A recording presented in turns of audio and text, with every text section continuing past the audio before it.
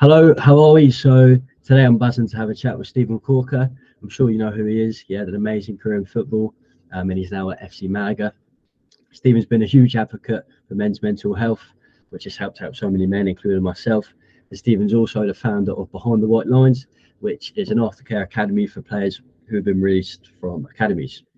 So, first of all, mate, how's the sun? How's the sun in Spain? All good. Yeah, I'm enjoying the weather. That's definitely a big plus. Working this side of Spain, you got 20 degrees in the middle of February, so no complaints there. Love that. What was the weather like in Turkey? Was that sort of nice and No, it warm? was really good. I was fortunate as well. When I lived in Alanya, it was beautiful. Again, it was hot all year round. But when I moved to Istanbul, it was slightly different. Yeah, a lot of rain, snow, Oh, really? still sometimes in the minus. So Turkey's such a big country. We had one away game in a place called Erzurum, where it was minus 21.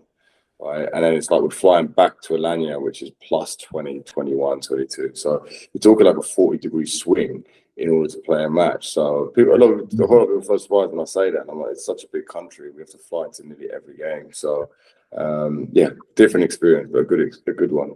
Yeah, I didn't even know it. Didn't even know it snowed in Turkey.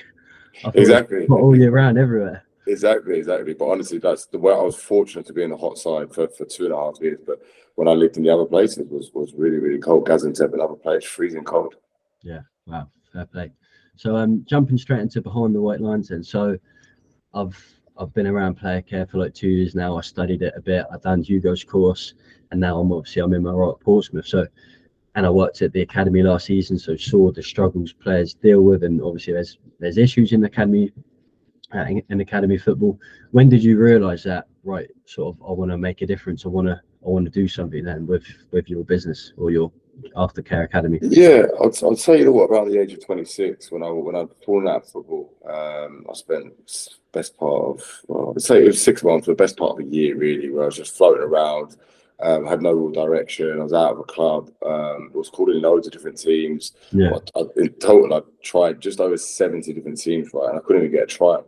And during that period where I felt, wow, like if I can't get trial with like 4 or 5 years of, or five plus years actually of Premier League football behind me, Championship football behind me, CV, no team really touched me. That was because of off the field issues, but it still kind of woke me up. Like, wow, this is a really dark, lonely place to be when you're out of contract, when you're running out of favours, no one's looking to give you the opportunity. I just felt, imagine that must be for someone at the age of 17, 18, 19, haven't got a CV behind them, and haven't got any, they haven't earned any real money during that period. And they've spent their whole life dedicated to football, right? So their social life's been impacted, their education's been impacted. Where do they go next? So, I mean, finishing my story, I was lucky to get an opportunity to go and try in Turkey, and that's where my journey started again for the second time. But I know, well, over 99% of players who are from academies, their journey doesn't get to start again. It doesn't start again, so their journey begins to look something very different. I just felt that I could help them with that transition.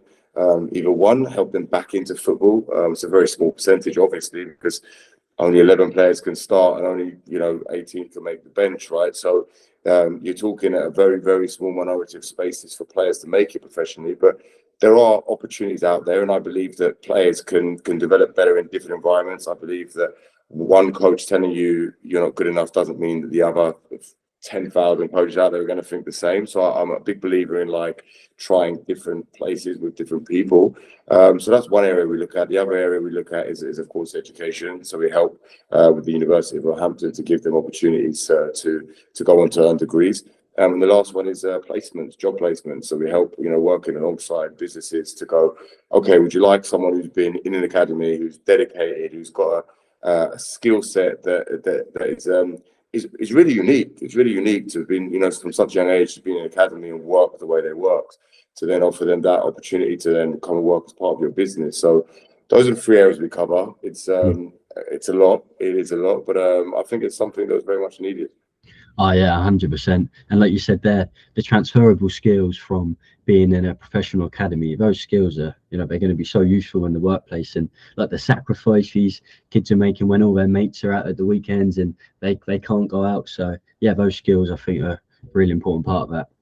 Exactly that. That could have summed it up a lot quicker for me. The transferable skills, for sure. It's something that a lot of these boys and girls Yeah. possess, and it's just about helping them unleash that, helping them find that, helping them do their CVs, helping them apply for jobs. So we did a pilot last year. We're hoping to get some funding and able to go full time with it and support the hundreds of players we released year in, year out. Yeah, awesome. Well, keep doing what you're doing with that, mate, because it's making a difference, and yes, inspiring for other people and people in the industry to see. So yeah, fair play with that. Thank you. So, and I just wanted to talk about player care quickly and the importance it has. Obviously, I see you've done a bit of work with Sue, who is on the player care course. She's a great woman. So in terms of player care, do you feel like it's improved over the last few years? And obviously, academy football has improved as well, I think, but obviously there's still a lot of work to do, right? Yeah, I feel it's definitely improved. I mean, going back 12, 13 years, 14 years maybe now that I was in the academy, we never even had player care. It didn't exist, right? So we've come a long way since then, and definitely, since it was introduced, I'd say 3-4 years ago, that it became popular amongst most clubs. I've definitely seen an improvement even within this short period of time. So I think it's such an important factor. We were talking obviously prior to this interview about the importance of being able to support the players when the manager has got 25 players to manage, he's got his own staff to manage, he's got the owner breathing down his neck for results. There's so much going on for managers that I feel having someone there in player care who's just that's someone to bounce off, that's someone where you can support the players and maybe spot something the manager can't see. I think it's absolutely vital. And I said, I'm really pleased to see the progression being made of it. I still think there's a lot more to be made, but it is something that is heading in the right direction. Yeah, 100%. I agree. So moving on to universities, and so I'm at uni. I'm a student still, and there's a lot of people who want to get into the football industry. Would you have any advice for those people who are studying, say, sports science or sports psychology or sport management, who want to get into football? Would you have any advice for those people? Yeah, my advice would be to go and volunteer, to experience it somewhere. So I know a lot of the lower league teams are looking for placements all the time. Teams where they don't have the budget. Here at Malaga City, we had literally just recently applied for interns because it's like we don't have a huge budget, but we're definitely looking for placements. People in the social media roles, people in the physio roles. Player care will obviously be something that they're going to need to be able to speak Spanish in, but it's another area that we will be looking to improve on. So I feel that'd be my best advice that I could give, because alongside the education, for me, the experience is what's really going to help, and especially in the lower leagues where you're really in amongst it. You're really in the deep end, and I think there's no better way to learn.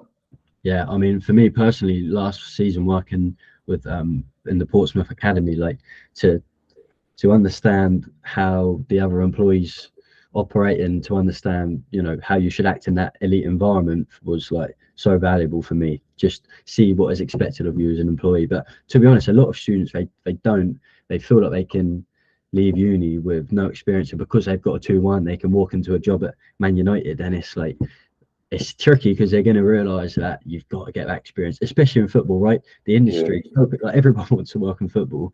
So I agree. I think that experience is so important. Yeah, no, definitely. And it's like one of the first things that we look at all the time is whether we're looking to bring on a player or we're looking to bring a staff, what's their experience, what's their CV, where have they been. So although it's a sacrifice, of course, to go and work somewhere for free as a volunteer, or maybe a club can afford to give you the expenses. But I think gaining that experience will one, look good for your CV, but also in your own personal development. I think it's the best possible learning you could get. Yeah, 100%. So to finish then, a few points. So I loved your interview with Southgate a few months ago. Honestly, like that was brilliant.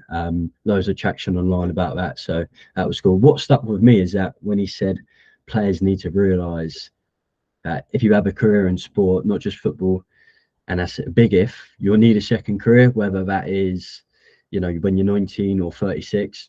That line really stuck with me, and I use it in my dissertation.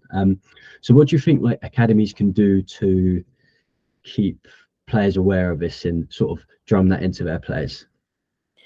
Well, I think having someone like Southgate say it is so important, because He's someone who sits at the top of the tree, and I think we could have more Gareth Southgates out there, making players aware of the reality. You know, that whether you become a professional football player and play until the age of 35, or whether you get released from the academy at 18. At 18 or 35, at some point you're going to look to do something else. Right? That's just the reality of football. You can't play until you're 50, 55, 60. So at some point in your life, usually around the age of 35, if you've been a professional, you're going to look to do something different. So I think it's so important to give players that understanding from the very beginning. Forget about the fantasy of playing the Premier League and earning millions and millions and millions, because you're talking about I don't know what percentage that would be. If you 0.1, 0.2% of players who go on to do that, and especially to maintain it. Like, I've stayed in the Premier League for 5 years. These guys are in there for 10, 15 years. You're talking a real small percentage. So for me, it's like making players aware of that from as young age as possible. You see more and more players nowadays having dual careers. So they're a professional football player, but they're also going out there getting degrees. If football is your passion and you want to stay in football, go and learn to be a coach as young as possible. You know, I'm now 32 and I'm got my B license, but now I'm scrambling for my A license. I thought, I wish I had my A license already, then I could have my pro license. And it's like, I wish that I did that when I was younger. I didn't, you know. And I just think the more and more voices we have encouraging players to do it, the more cool we make it, I think the more people are going to get in doing it. And I think it's so important because it helps set us up for the rest of our lives. Yeah, 100%. I agree. Well, I know we're short on time, mate, so that's awesome. We'll wrap that up. So, yeah, just wanted to say thank you for your time. And, most fun, mate. More than welcome. Thank you very much. I wish you all the best as well for the rest of the season. We've had a Portsmouth ladies. And, anything you need, just drop me a message. Awesome. Okay, so that was this week's episode. Again, as always, thanks for watching. And, all the best.